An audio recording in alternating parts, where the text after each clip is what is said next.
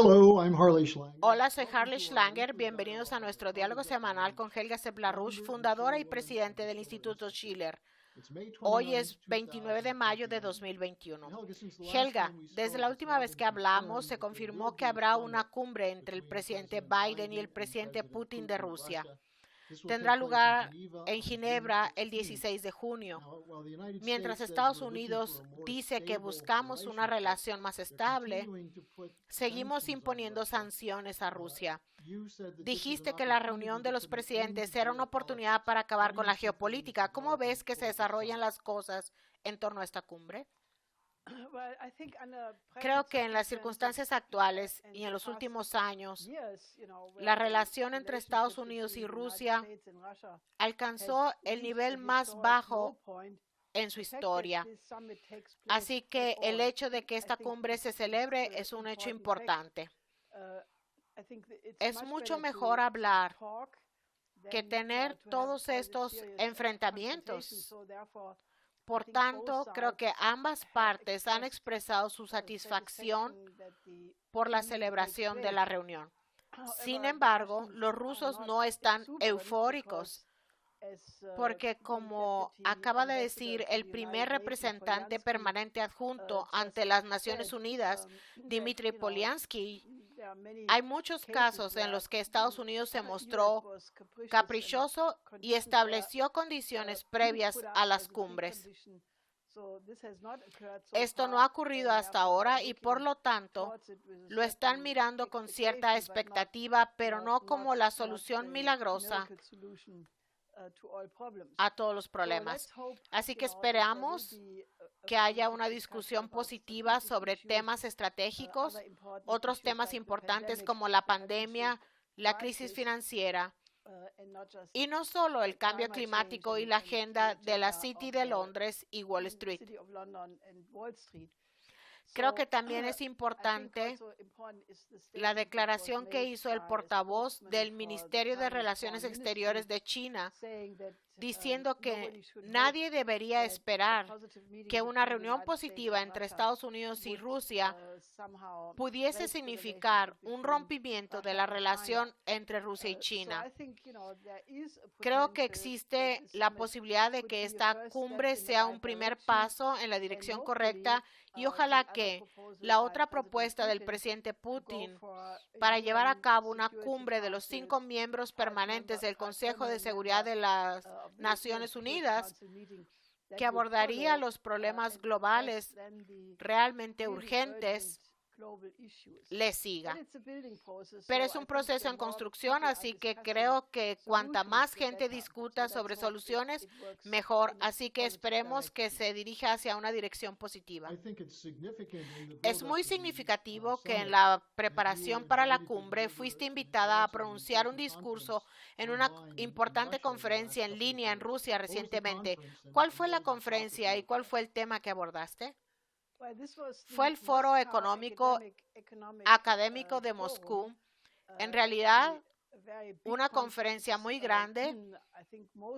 Creo que participaron muchos empresarios importantes, instituciones financieras, políticos prominentes.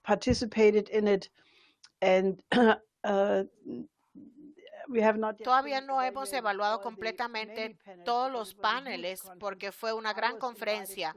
Me invitaron a una subsección que se llevó a cabo en la Universidad Financiera y hablé básicamente sobre las opciones que están en la agenda. Por un lado, el gran reajuste y la idea de imponer energías alternativas a nivel mundial para reorientar todo el financiamiento hacia el financiamiento verde en comparación con la necesidad de fortalecer la economía de los países en desarrollo, que es más el camino de China, la iniciativa de la Franja y la Ruta.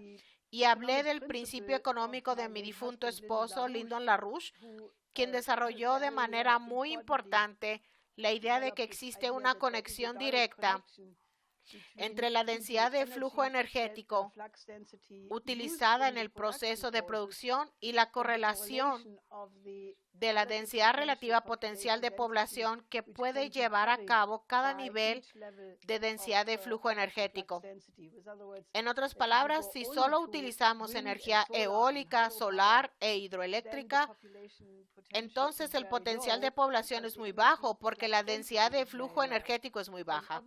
Y obviamente esta es la implicación oculta del Trato Verde y del nuevo Trato Verde, lo que conlleva, aunque no se discuta, no solo a un aumento en los precios de la energía y por lo tanto un colapso total del nivel de vida de muchas personas que simplemente ya no pueden permitirse pagar la energía o muchas otras cosas, y por lo tanto implica el peligro de conducir al caos social en los países industrializados que ya están extremadamente tensos como consecuencia de la pandemia, la cuarentena, la pérdida de puestos de trabajo.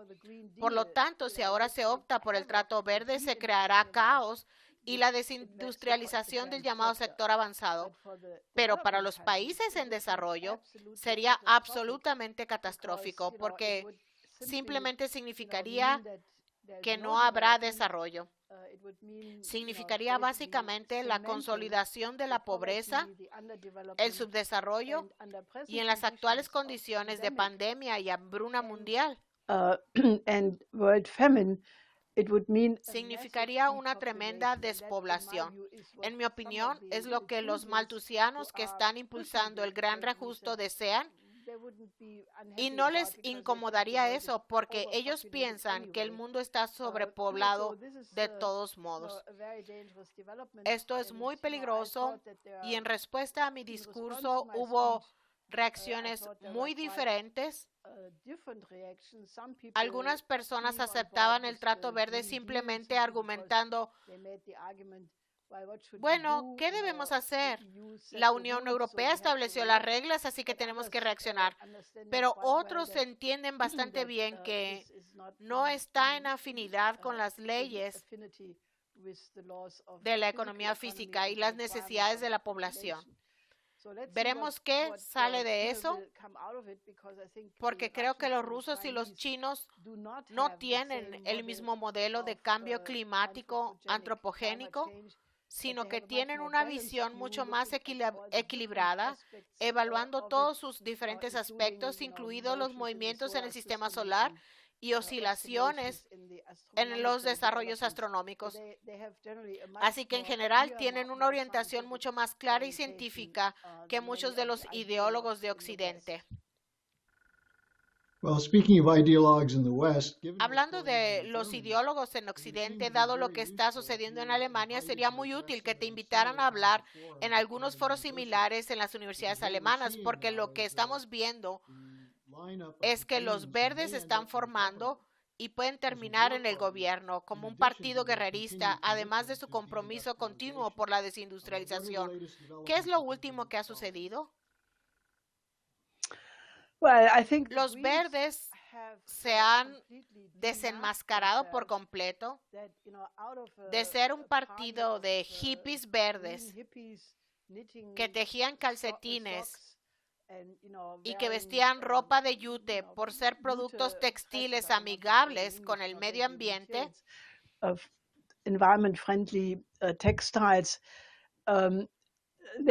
Se han transformado en un partido guerrerista. Esto comenzó realmente con Joschka Fischer, quien estuvo de acuerdo cuando estuvo en el gobierno en 1999 con el bombardeo contra Yugoslavia. Y si miramos a los copresidentes verdes de hoy, Baerbock y Habeck, de hecho, podemos ver que Baerbock estuvo en una conferencia virtual con el Consejo Atlántico recientemente y luego el Consejo Atlántico escribió un titular muy revelador diciendo Consejo Atlántico, Baerbock en sincronía con Joe Biden. Y de hecho, ella habló realmente de todo lo que es el enfrentamiento con Rusia, con China, tomando una posición más dura en contra de esos dos países, estando en completa sintonía con la confrontación. Así que eso está muy claro y creo que la gente se está dando cuenta poco a poco. Eso se reforzó cuando Habeck el llamado número 2 fue a Ucrania, se reunió con el presidente Zelensky y luego desde Ucrania básicamente dijo que es completamente comprensible que Ucrania quiera tener armas letales, que tienen derecho a tener armas defensivas.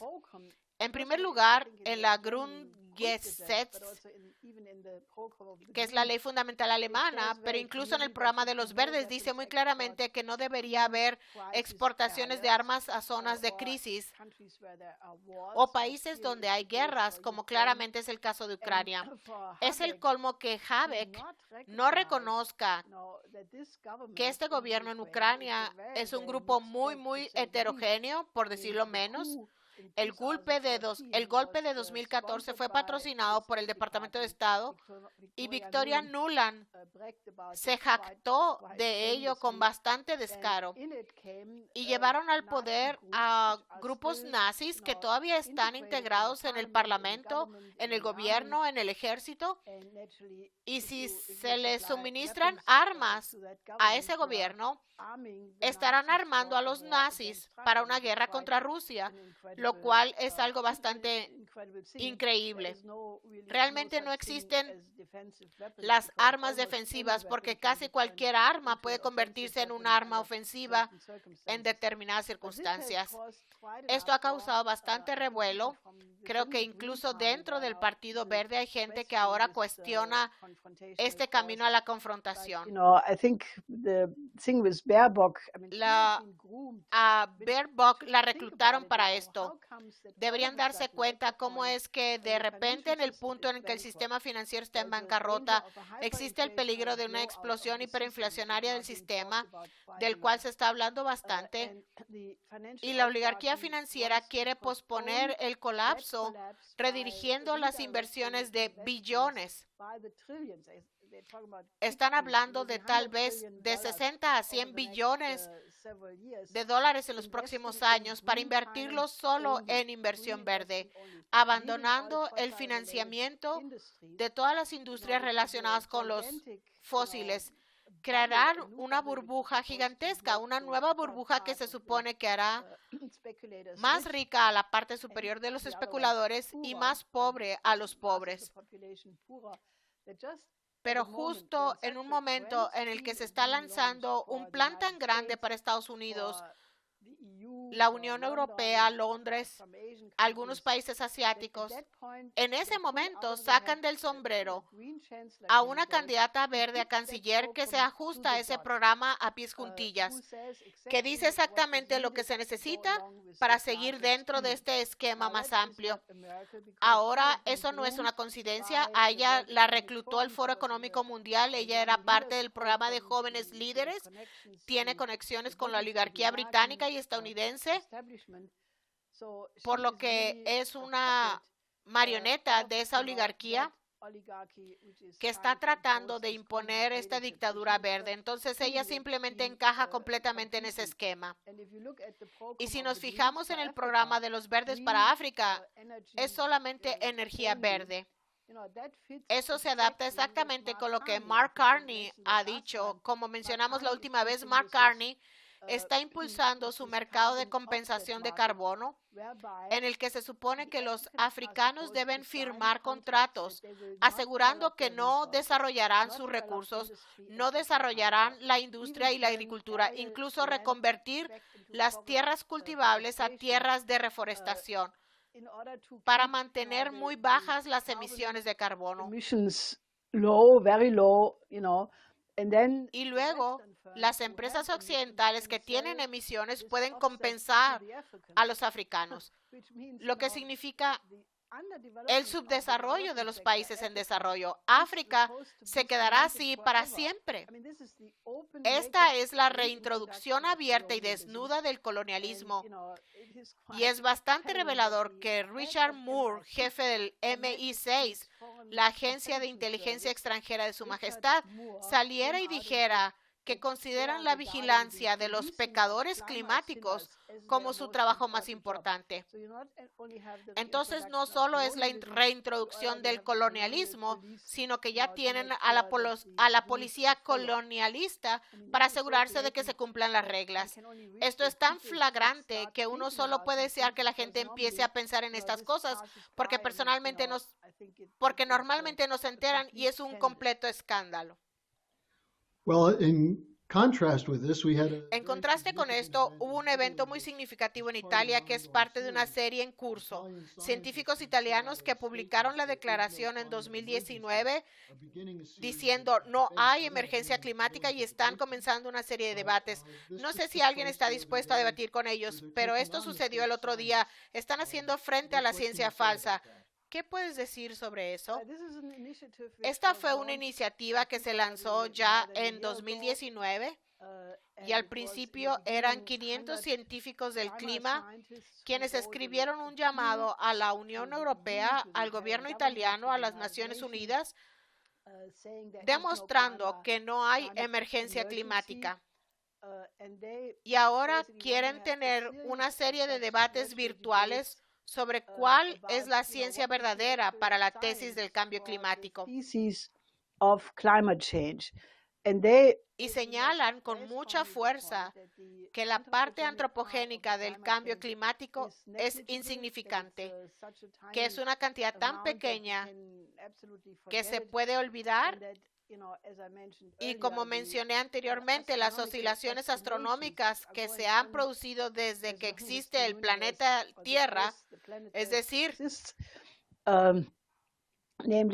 que hay, por ejemplo, un ciclo de 1000 años que está completamente fuera de los cálculos actuales de la IPCC, que existen alternativamente edades de hielo y periodos de calentamiento, que estas medidas deben tomarse mucho más en serio.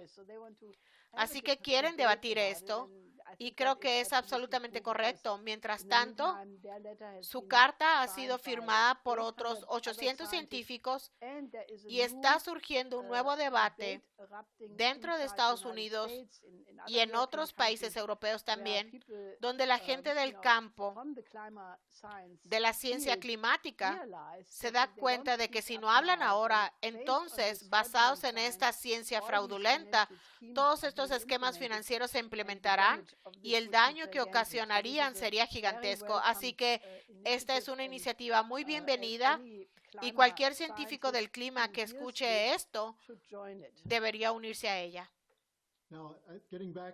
Volviendo a la amenaza de guerra, vemos una escalada continua de Estados Unidos y la OTAN contra Rusia, en este caso utilizando a Bielorrusia como punto de entrada,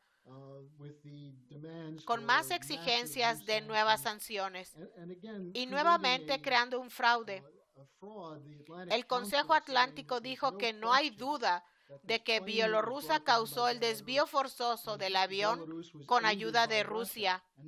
Y luego admiten que no hay evidencia circunstancial de esto, pero tuvo que ser así. No se darán por vencidos en esta cuestión de Rusia, ¿verdad? No, porque su política es un cambio de régimen contra Putin, como también quieren un cambio de régimen contra Xi Jinping.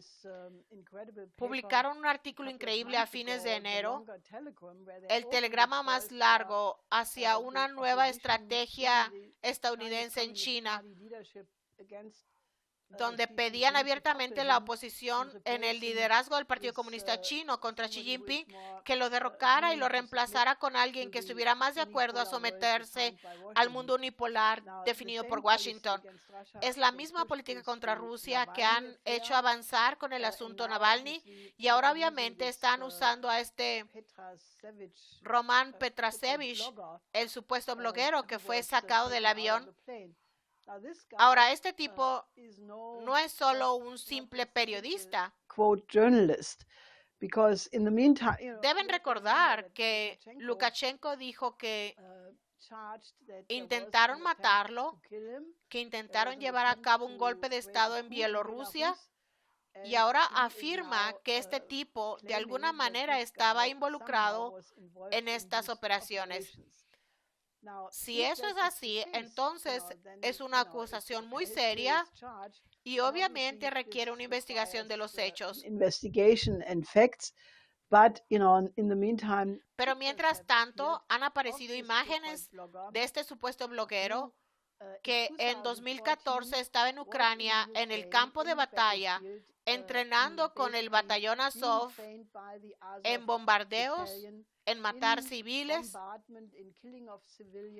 Estaba allí con uniforme militar completo. Y esto es parte del aparato de cambio de régimen. También había estado en Estados Unidos, aparentemente tuvo reuniones con el Departamento de Estado, participó no solo en el trabajo de prensa del batallón Azov, sino también en la recaudación de fondos. Ahora, todo esto es muy turbio, pero sí implementaron una política de cambio de régimen contra Ucrania en el 2004, igual en 2014, Georgia.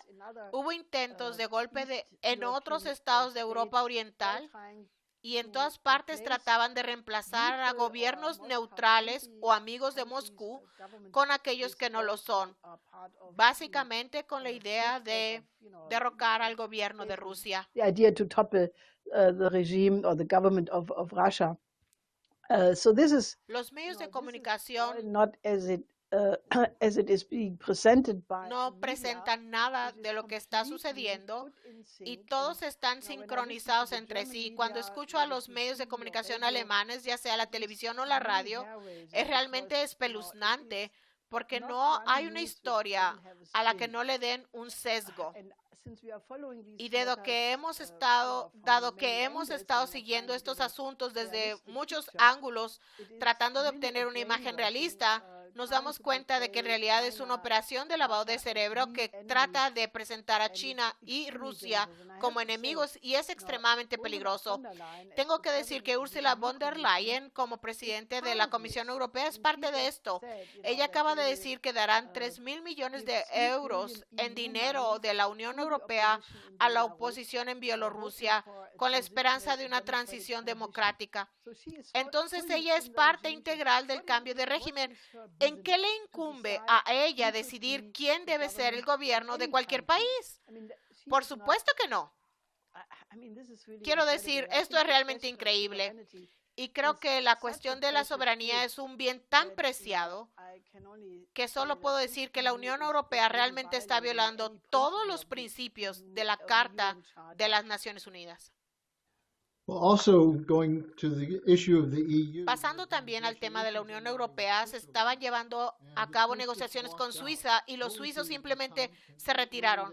¿Qué es lo que discutían allí? ¿Cuál fue el problema? Creo que este es un muy buen ejemplo donde incluso un país pequeño, cuando decide luchar por su soberanía, puede hacerlo. Hay un gran revés en este momento. A los suizos les preocupaba que si aceptaban las negociaciones, se les impondrían todo tipo de directrices que aumentarían los precios y los obligarían a reducir los salarios.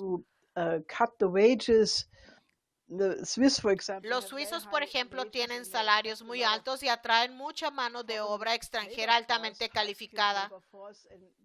Y eso es parte de la productividad de la economía suiza. Por lo tanto, estaban claramente preocupados de perder su gobierno soberano y por eso rompieron con las negociaciones. Creo que es excelente, da un muy buen ejemplo de que un país que se mantiene firme realmente puede lograr algo. Y creo que tiene mucho que ver, en primer lugar, con que los suizos tienen una constitución muy interesante, pero también muchos referendos. Tendrán uno en 3 semanas sobre la cuestión de las emisiones de CO2 y los precios. Pero también tienen la influencia de Guillermo Tell,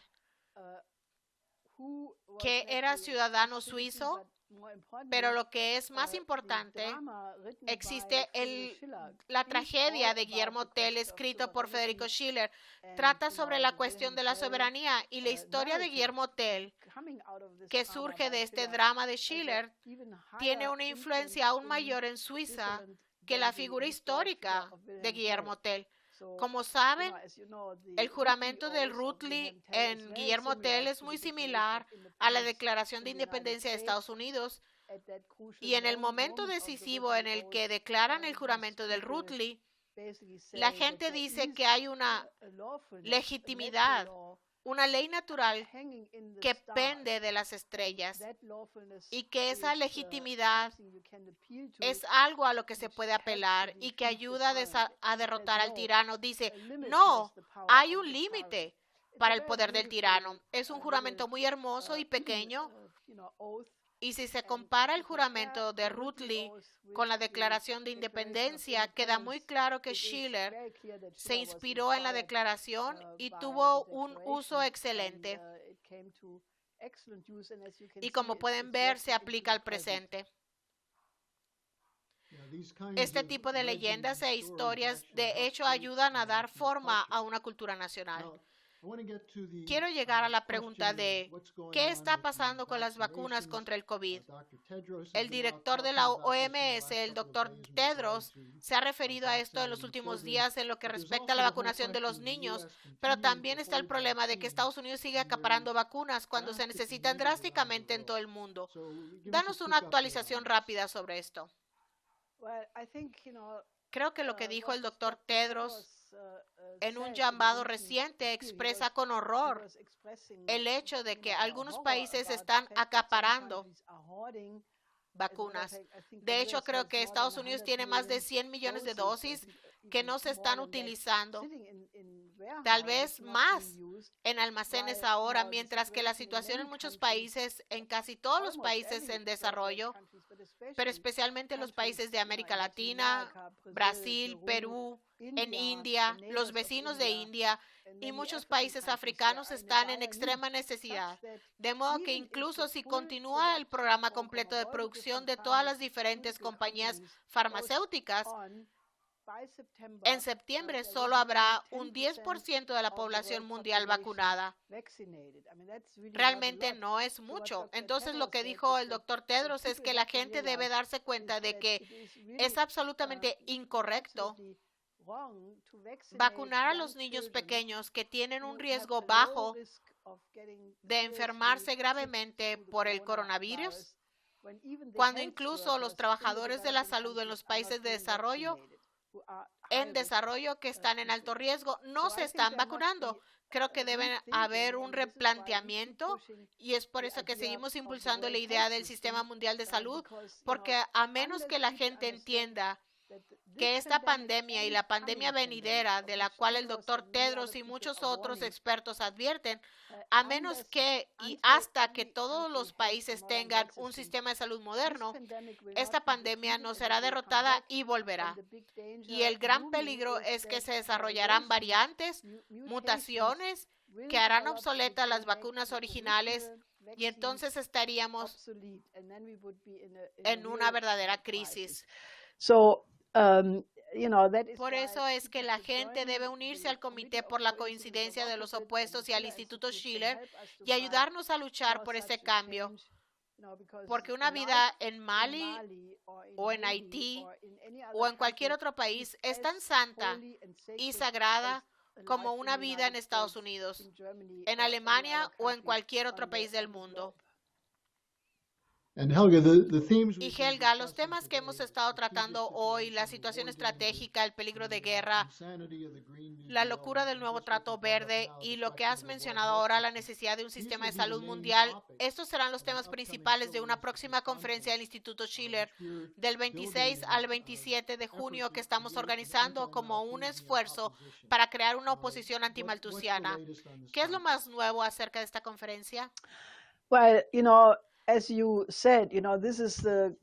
En primer lugar, abordaremos como una cuestión muy urgente el peligro de un estallido hiperinflacionario del sistema financiero, que ahora está quedando muy claro que la implacable inyección de dinero, la emisión cuantitativa, inyección de los llamados grandes programas de recuperación, los programas de estímulo que se destinaron todos a inflar la burbuja financiera y no a inversiones económicas físicas, ahora está comenzando a mostrar altas tasas de inflación. Y el Banco de Inglaterra ridículamente llamó a esto una hiperinflación transitoria. Esto es como decir que una mujer puede estar un poco embarazada. Una vez que comienzas este proceso, terminas como Alemania en 1923.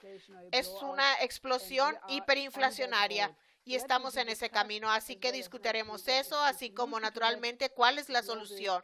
Una separación bancaria global, Glass-Steagall, en la tradición de Franklin Delano Roosevelt, y el programa completo, un nuevo Bretton Woods, pero también los temas de los que hemos hablado en esta última media hora. Por lo tanto, deben apartar las fechas del 26 y 27 de junio. Asegúrense de registrarse y participar. Ayúdennos, porque el Instituto Schiller es una voz muy importante en el mundo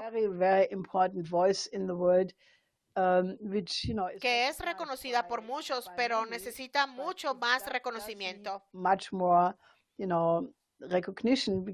Porque los principales medios de comunicación van en la dirección opuesta. Y como Helga dijo anteriormente, pueden unirse al Instituto Schiller, pueden compartir estos videos, visiten el sitio electrónico de la organización LaRouche e involucren a sus amigos. Obtengan el folleto El Gran Salto hacia Atrás, que expone en gran detalle el nuevo trato verde y también presenta la alternativa. Helga, hemos cubierto mucho hoy. Gracias. Nos vemos la semana que viene. Hasta la semana que viene.